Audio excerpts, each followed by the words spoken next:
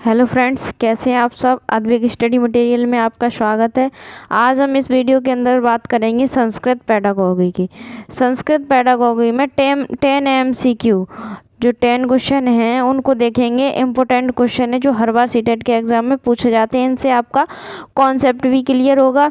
तो चलिए स्टार्ट करते हैं। उससे पहले आपने चैनल पर अगर नए हो तो चैनल को सब्सक्राइब कर लीजिएगा और कमेंट बॉक्स में ज़रूर बताना कि आपके 10 में से कितने नंबर आए। ठीक है, तो चलिए स्टार्ट करते हैं।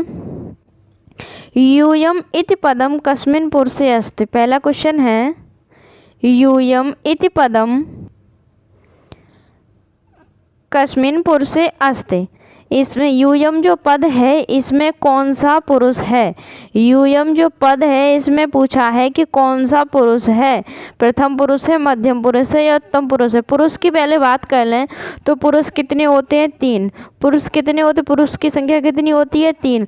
कौन कौन से होते हैं? प्रथम पुरुष, प्रथम पुरुष, मध्यम पुरुष और उत्तम पुरुष। कितने होते हैं?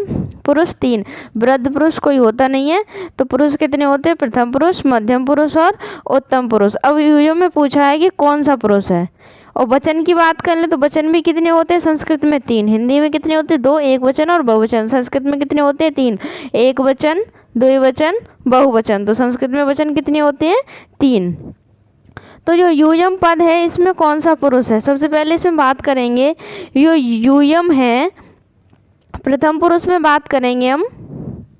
जो प्रथम पुरुष है उसमें सह, तौ, ते, त्वम, यूयाम, युवाम, यूयम। उत्तम पुरुष में आता है अहम, आवाम, वयम। अहम, आवाम, वयम, ये लाइन हो गई प्रथम पुरुष की। और दूसरी लाइन हो गई मध्यम पुरुष की। और तीसरी लाइन हो गई उत्तम पुरुष की। किसकी? उत्तम पुरुष की। तो प्रथम पुरुष में ये एक वचन, ये द्विवचन और ये बहुवचन। कितना? बहुवचन। तो प्रथम पुरुष में क्या है? सह, तौ, ते, त्वम, यूयाम, यूयम। और उत्तम पुरुष में अहम, वायम, वयम। आपसे पूछा क्या गया है क्वेश्चन में कि यूयम पद में कौन सा पुरुष है। तो यूयम जो पद है, यूयम देखो कहाँ पर है। यूयम ये गया। अब यूयम में कौन सा पुरुष है? तो यूयम में मध्यम पुरुष का क्या है? बहुवचन। ये मध्यम पुरुष का कौन सा है? बहुवचन। तो यूयम में आंसर आपका क्या होगा? यूयम में कौन सा पुरुष है? तो आपका आंसर क्या हो जाएगा? क्वेश्चन में चलते हैं। तो यूयम में आपका आंसर क्या हो जाएगा? मध्यम पुरुष। ठीक है, क्या हो जाएगा? मध्यम पुरुष। मध्यम पुरुष। नेक्स्ट क्वेश्चन देखते हैं। गृहीत्वा इति पदस्य विपरीतार्थक पदम अनुच्छेद अस्मिन् प्रयुक्ताः तचित्वा लिखत। जो गृहीत्वा शब्द है, गृहीत्वा पद है, इसमें पूछा है इसका विपरीतार्थक पद कौन सा है। विपरीतार्थक का मतलब विलोम। गृहीत्वा का आपको विलोम बताना है क्या है। जो गृहीत्वा का विलोम क्या होता है? गृहीत्वा का मतलब होता है ग्रहण करके। गृहीत्वा का मतलब क्या होता है? ग्रहण, ग्रहण करके। इसमें त्वा प्रत्यय लगा है। कौन सा प्रत्यय लगा है? त्वा प्रत्यय लगा है। तो गृहीत्वा का मतलब क्या होता है? ग्रहण। तो गृहीत्वा का आपको विलोम बताना है। क्या बताना है? विलोम बताना है। दृष्ट्वा का क्या मतलब होता है? देख करके, देख करके। और संहित्र का मतलब होता है इकट्ठा करके। क्या? इकट्ठा करके। आदाय का मतलब होता है लेकर। क्या होता है? लेकर। तो गृहीत्वा का मतलब क्या होगा? ग्रहण करके। इसमें पूछा है कि गृहीत्वा का विलोम शब्द विपरीतार्थ मतलब विपरीतार्थक शब्द क्या होगा। तो गृहीत्वा का जो विलोम है क्या हो जाएगा? तक्त्वा। क्या हो जाएगा? तक्त्वा। क्या हो जाएगा? तक्त्वा। तक्त्वा का मतलब होता है त्याग करके, त्याग करके, त्याग करके। ठीक है, संग्रहित्व का मतलब इकट्ठा करके, गृहीत्वा का मतलब ग्रहण करके, दृष्टवा का मतलब देख करके, आदाय का मतलब लेकर के, ग्रहण करके का मतलब अब इस ग्रहण करके का विलोम क्या होगा, त्याग करना। ठीक है, तो त्याग करके हो जाएगा इसका। नेक्स्ट क्वेश्चन देखते हैं। क्वेश्चन नंबर 3 है, सुप्त इति पदे कहा प्रत्यय प्रयुक्त। जो सुप्त पद है इसमें पूछा है कौन सा प्रत्यय प्रयुक्त किया गया है। सुप्त पद में कौन सा प्रत्यय का प्रयोग किया गया है। कत्वा प्रत्यय, तुमुन प्रत्यय, कृत प्रत्यय या घय प्रत्यय।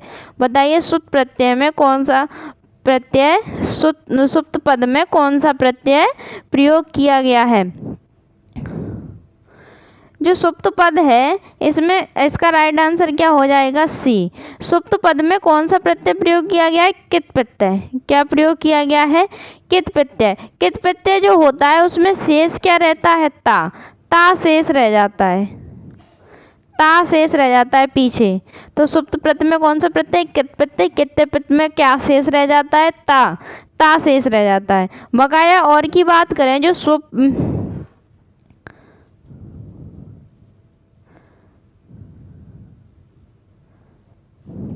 जो कत्वा प्रत्यय है, कत्वा प्रत्यय कौन सा, कत्वा प्रत्यय, कत्वा ये वाला, इसमें क्या शेष रह जाता है, त्वा।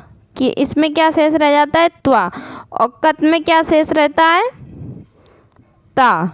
और जो तुमुन प्रत्यय है इसमें क्या शेष रह जाता है, इसमें शेष रह जाता है तुम। क्या शेष रह जाता है, तुम। ये होगी बात शेष रहने की। अब जो सुप्त प्रत्यय का मूल, सुप्त प्रत्यय में जो शब्द है स्वप, क्या है, स्वप। स्वप में कत प्रत्यय जोड़ोगे तो बनेगा सुप्त। क्या बनेगा, सुप्तः। क्या बनेगा, सुप्तः। तो कौन सा प्रत्यय जोड़ा गया, कत प्रत्यय। ठीक है, अगला क्वेश्चन देखते हैं।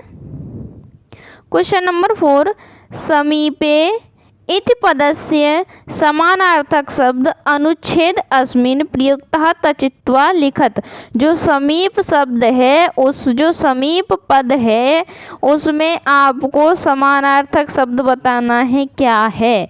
जो समीप पद का समानार्थक शब्द क्या होगा, दूरे, अति दूरे, पार्श्वे, अन्य अस्मिन् ग्रामे। बताइए समीप, समीप का मतलब होता है पास। समीप का मतलब क्या होता है, पास होना। ठीक है, तो दूर तो इसका क्या हो गया, विलोम, विलोम हो गया। अति दूरे विलोम हो गया। तो पार्श, पार्श से ये क्या हो गया, इसका समानार्थक शब्द, समानार्थक, ये हो गया इसका समानार्थक शब्द। तो समीप का समानार्थक शब्द क्या होगा, पार्श्वे। क्या होगा, पार्श्वे। तो आपका राइट आंसर क्या हो जाएगा, सी। नेक्स्ट क्वेश्चन, क्वेश्चन नंबर 5 है, सायकाले इति पदस्य विलोम शब्द अनुच्छेद अस्मिन् प्रयुक्ता तचित्वा लिखत। जो सायकाल है इस पद में कौन सा विलोम शब्द है। सायकाल का विलोम शब्द क्या होगा, क्वेश्चन में पूछा है सायकाल का विलोम शब्द क्या है। तो चलिए इनके ऑप्शन के बारे में बात करते हैं। मध्यकाले, जो मध्यकाले है, मध्य का मतलब होता है अपर। क्या होता है, अपर, अपराह। ठीक है, और प्रभात का मतलब तो आप जानते ही हो, सुबह को बोलते हैं हम प्रभात। ठीक है, रात्रि का जो विलोम होता है इसका विलोम क्या होगा, दिन। रात्रि का विलोम दिन। मध्यकाले का विलोम अपराह। क्या होगा, अपराह। और सायकाल का विलोम क्या होता है, प्रभात। सायकाल का विलोम क्या होगा, प्रभात। सायकाल का विलोम क्या होगा, प्रभात। ठीक है, तो इसका आपका राइट आंसर क्या हो जाएगा, आपको सायकाल का विलोम बताना है। सायकाल का विलोम क्या हो जाएगा, प्रभात। ठीक है, सायकाल का विलोम प्रभात, मध्यकाल का विलोम अपराह, रात्रि का विलोम दिन। ठीक है, अगला क्वेश्चन देखते हैं। क्वेश्चन नंबर 6, संविधानस्य 343(2) अनुच्छेदानुसारम, संविधान के 343(2) के अनुसार, अनुच्छेद के अनुसार क्या है? देखिए, हिंदी राज्य की भाषा अस्ति, जो हिंदी है वो राज्य की भाषा अस्ति। जो हिंदी राज्य की भाषा है वो संविधान के 343(a) में है। किसमें? 343(a) मतलब 1। जो हिंदी को राज्य की भाषा बताया गया है वो संविधान के 343(a) में बताया गया है। लेकिन यहाँ बात किसकी हो रही है? 343(2) की। 343(2) के अनुसार हिंदी सहायक राज्य की भाषा अस्ति। हिंदी सहायक राज्य की भाषा नहीं है, हिंदी तो राजभाषा है। आंग्ल भाषा राज्य की भाषा अस्ति नहीं, आंग्ल भाषा, डी ऑप्शन है, आंग्ल भाषा सहायक राजकीय भाषा अस्ति। तो इसका राइट आंसर क्या हो जाएगा? डी। जो आंग्ल भाषा का मतलब होता है अंग्रेजी। अंग्रेजी, जो अंग्रेजी है उसको राजभाषा की सहायक भाषा है। जो अंग्रेजी है वो राजभाषा की क्या है? सहायक भाषा है। इसमें जो अनुच्छेद 343(2) है, इसमें अंग्रेजी को राज्य की भाषा की सहायक भाषा के रूप में बात की गई है। ठीक है, वैसे आपकी राज्य की भाषा कौन सी है? हिंदी, 343(a) में। ठीक है। क्वेश्चन नंबर 7, विद्यार्थिनां श्रवणकौशलस्य आकलनम कर्तुं शक्यते। जो विद्यार्थी का श्रवण कौशल है उसका आकलन आप कैसे करेंगे? बताइए। प्रतिदिन पुनः पुनः अभ्यास द्वारा। श्रवण कौशल मतलब सुनने का जो कौशल है उसका आप आकलन कैसे करेंगे? विद्यार्थी, ऑप्शन ए है, प्रतिदिन पुनः पुनः अभ्यास द्वारा। आप क्या विद्यार्थी का रोज डेली अभ्यास कराएंगे बार बार? इससे श्रवण कौशल का आकलन हो सकता है? बताइए, इससे श्रवण कौशल का आकलन हो सकता है? नेक्स्ट देखते हैं, कथायाम वर्णनम कृत्वा तदुपरि बोधपरक प्रश्ने। नेक्स्ट है सी, अधिकम मौन वाचनार्थम अवसर प्रदानेन। आप अधिक से अधिक मौन वाचन की, मतलब मन ही मन में बोलने वाले, अब मन ही मन में मौन वाचन का अर्थ करके अवसर प्रदान करेंगे बालक को, या फिर छात्र नाम भ्रमणार्थम बहिम नीत्वा, या फिर छात्र को भ्रमण कराएंगे। तो इसका राइट आंसर क्या हो जाएगा? आप विद्यार्थी के श्रवण कौशल का आकलन कैसे करेंगे? देखिए, जो विद्यार्थी है कथा का वर्णन करके उसके ऊपर बोधक प्रश्न के माध्यम से करेंगे। जो कथा है उसका विद्यार्थी के वर्णन करेंगे, उसके बाद वो उसको बोधक प्रश्न करेंगे। ठीक है, विद्यार्थी का श्रवण कौशल का आकलन कथा के माध्यम से किया जा सकता है। जब बालक किसी कथा को सही ढंग से सुनेगा तभी बोधक प्रश्नों का उत्तर सम्यक प्रकार से दे सकेगा। अगर वो विद्यार्थी है जो कथा को सही ढंग से सुनेगा नहीं तो प्रश्नों के उत्तर नहीं दे पाएगा। तो श्रवण कौशल का आपको विकास का आकलन करना है तो आप कथा का वर्णन करेंगे, उसके बाद उससे बोधक प्रश्न पूछेंगे, तो वो जब ध्यान से सुनेगा तो उसको श्रवण कौशल का विकास होगा, तभी उसका आप आकलन कर पाओगे। तो इसका राइट आंसर क्या हो जाएगा? बी, कथायां वर्णन कृत्वा तदुपरि बोधक प्रश्ने।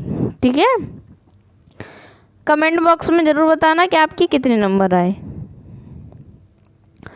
क्वेश्चन नंबर 8 है, पठनस्य प्रारंभिक स्थितौ शिक्षकः ध्यानं ददाति। पठन प्रारंभ करने की स्थिति में शिक्षक को क्या ध्यान रखना चाहिए?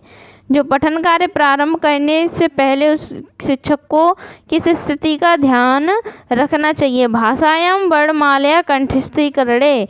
भाषा वर्णमालायां कंठस्थीकरणे। सेकंड है, पठनस्य प्रवाहे या अक्षर ध्वनि समन्वय या पठनस्य शुद्धतायां।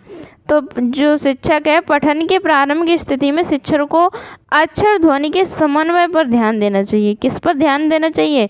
प्रारंभिक स्थिति में शिक्षक को अक्षर ध्वनि समन्वय पर ध्यान देना चाहिए, ना कि भाषा के वर्णमाला को कंठस्थ कराना चाहिए, न पठन प्रवाह को, न पठन शुद्धता को। सबसे पहले अक्षर ध्वनि समन्वय पर ध्यान देना चाहिए। जब शिक्षक कक्षा में प्रारंभिक पठन कार्य करता है तो उसे स्पष्ट वाचन पर विशेष ध्यान देना चाहिए। जो स्पष्ट वाचन बच्चा बोल रहा है उसके स्पष्ट वाचन पर अधिक ध्यान देना चाहिए। स्पष्ट वाचन से ही अक्षर ध्वनि के मध्य समन्वय स्थापित किया जा सकता है। जो स्पष्ट वाचन के द्वारा ही अक्षर ध्वनि समन्वय स्थापित किया जा सकता है। तो इसका राइट आंसर क्या हो जाएगा? सी, अक्षर ध्वनि समन्वय पर ध्यान देना चाहिए। क्वेश्चन नंबर 9, श्रवणम पठनम चैव। श्रवण और पठन जो कौशल हैं वो कौन से कौशल हैं?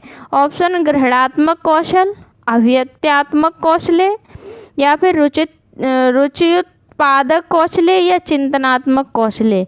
तो बताइए, सुनना और पढ़ना ये कौन से कौशल हैं? ग्रहण कौशल दो ही हो सकते हैं, या तो ग्रहण हो सकता है या फिर अभिव्यक्त्यात्मक हो सकता है। ठीक है, जो ग्रहण कौशल होते हैं वो कौन से होते हैं? ग्रहण कौशल कौन से होते हैं? पढ़ना और सुनना। अगर आप किसी बुक से रीडिंग कर रहे हो, ठीक है, तो उसमें लिखी हुई चीज़ों को आप ग्रहण ही तो कर रहे हो। उसमें लिखी हुई चीज़ों को आप क्या कर रहे हो? अपने अंदर ग्रहण कर रहे हो। आप कोई बोल रहा है उसकी बात को आप सुन रहे हो। क्या कर रहे हो? सुन रहे हो। तो सुनना क्या हो गया? जो बात आप सुन रहे हो उसको क्या कर रहे हो? ग्रहण कर रहे हो। ले ही तो रहे हो उसको, ग्रहण कर रहे हो। तो सुनना और पढ़ना कैसे कौशल हो गए? ग्रहणात्मक कौशल। कैसे हो गए? ग्रहणात्मक कौशल। अब बचे कौन से कौशल आपके होते कितने हैं? 4। LSRW। L means listen, S for speaking, R for reading, W for writing. ये कौशलों का क्रम है। तो इसमें हो कौन से गए? लिसन हो गया और रीडिंग हो गया। लिसन हो गया और रीडिंग हो गया। अब कौन सा बच्चा? SW, स्पीक और राइटिंग, बोलना और लिखना। ये कौन से कौशल हो जाएंगे? अभिव्यक्तात्मक कौशल। आप कुछ भी बोलोगे, किसी को बोल करके कोई बात समझाना चाहते हो तो अपने विचारों को क्या कर रहे हो? आप अभिव्यक्ति तो कर रहे हो। आपके मन में जो बात है उसको आप बोल रहे हो, तो आप अपनी बात को क्या कर रहे हो? अभिव्यक्त कर रहे हो। ठीक है, अभिव्यक्त करने के दो माध्यम हैं, एक तो बोलकर, एक लिखकर। या तो आप अपनी बात को बोलकर रखोगे या फिर अपने विचारों को लिख करके रखोगे। तो अभिव्यक्तात्मक कौशल कितने हो गए? 2। कौन कौन से? लिखना और बोलना। ग्रहणात्मक कौशल कौन से हो गए? श्रवण और पठन। ठीक है, नेक्स्ट क्वेश्चन, इसका आंसर क्या हो जाएगा? ए। नेक्स्ट क्वेश्चन, मातृभाषाय संसाधन रूपेण प्रयोग दृष्ट्या अधोलिखितेषु का उक्ति च समीचीना। जो मातृभाषा है उसका प्रयोग किस संसाधन के रूप में करना चाहिए? देखो, जो मातृभाषा है किसके संसाधन के रूप में प्रयोग होती है? एषां बालानां अधिगमे चिंतने संप्रेषणे च सहायं करोति। अधिगम के संप्रेषण में जो मातृभाषा है, क्या अधिगम के संप्रेषण मतलब बातचीत, उसमें सहाय करती है। या तेषाम अर्थबोध प्रक्रिया मातृभाषा में गुणात्मक भूमिका, या फिर अर्थबोध की प्रक्रिया में मातृभाषा गुणात्मक भूमिका निभाती है। या फिर शिक्षण विधीनां विस्तार्थम मातृभाषा सहायं करोति। या शिक्षण विधि के विस्तार में मातृभाषा सहायक होती है। या द्वितीय भाषा उपेक्षां कर्तुं मातृभाषायां सहायं करोति। तो इसका राइट आंसर क्या हो जाएगा? जो शिक्षक को पठन कार्य करते समय द्वितीय भाषा की उपेक्षा करके मातृभाषा में शिक्षा देना चाहिए। जो शिक्षक है वो पठन कार्य करते समय द्वितीय भाषा है उसको हटा करके उसको शिक्षा किस भाषा में देना चाहिए? मातृभाषा में। मातृभाषा का मतलब होता है घर की भाषा, जो उसके घर में बोली जाती है। क्योंकि पठन कार्य में मातृभाषा सहायक संसाधन के रूप में प्रयुक्त होती है, संसाधन के रूप में कार्य करती है। बालक मातृभाषा में कम समय में अधिक सीख सकता है। मातृभाषा में अगर आप बालक को शिक्षा दोगे, मातृभाषा में अगर आप बालक को शिक्षा दोगे तो बच्चा कम समय में अधिक चीज़ों को सीखेगा, क्योंकि उसके जो समाज वातावरण है, आसपास का एनवायरनमेंट है, उसके भाषा में आप शिक्षा दोगे तो जल्दी बालक सीखेगा। अगर आप उसको द्वितीय भाषा में की शिक्षा दोगे तो बालक धीरे धीरे चीज़ों को सीखेगा। तो द्वितीय भाषा की उपेक्षा करके किस भाषा में शिक्षा देना चाहिए? मातृभाषा में। तो राइट आंसर क्या हो जाएगा आपका? डी। तो thank you for watching. Video अच्छी लगी हो तो लाइक शेयर एंड सब्सक्राइब कीजिए। अपना स्कोर कमेंट बॉक्स में बताइएगा कि आपके कितने नंबर बने, कितने क्वेश्चन आपने सही किए।